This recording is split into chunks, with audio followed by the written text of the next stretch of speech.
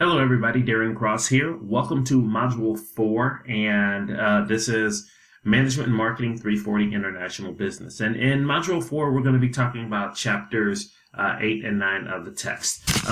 Now the deal is here, what we're concerned about is we're getting into actually the motivation and the means for actually internationalizing. So, we've been talking about the fact that companies actually do this, but now I want you to kind of explore what is the true motivation for companies doing this?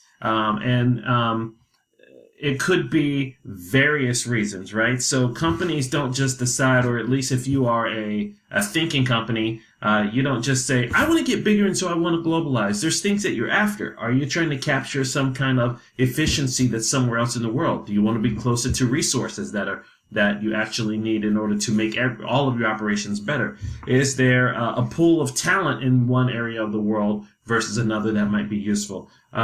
Is labor in advance? Are you trying to capture some kind of a cost advantage? Are there some relationships that you have? So dig into that and try to understand that as well. But also you need to be thinking about kind of the modes of entry and what companies need to really be looking at when they internationalize. So if you say, hey, there's cheap labor in Mozambique, do you just say, therefore we have to go?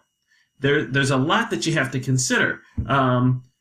You have to consider what the environment is like, and that's really what your paper is all about. When you're looking at the internal and external environments, we're digging a little bit more into the external environments now to see if the environment is actually good enough or if it's conducive for you to expand over there.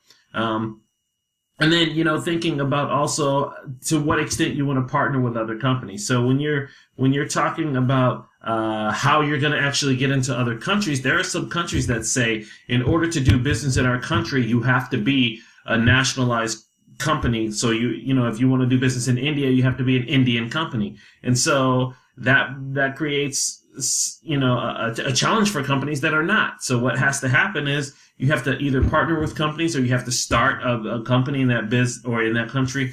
So you have to think about those things as well. And sometimes the mode of entry might include actually partnering with somebody. And if that's the case, you have to figure out how you really want to do that. And so those chapters really talk about all kinds of nuances related to globalizing or internationalizing. In chapter 9, they actually talk about importing and exporting and also globally sourcing, which are all things that you have to consider whenever you're deciding that you're going to globalize. And so not really difficult material. I think it's pretty self-explanatory. So dig into that stuff. Get into those discussion boards. Also understand that the next assignment is not due in this module. It is due next module. So as always, if you guys have any questions, feel free to reach out to me. Good luck, everyone.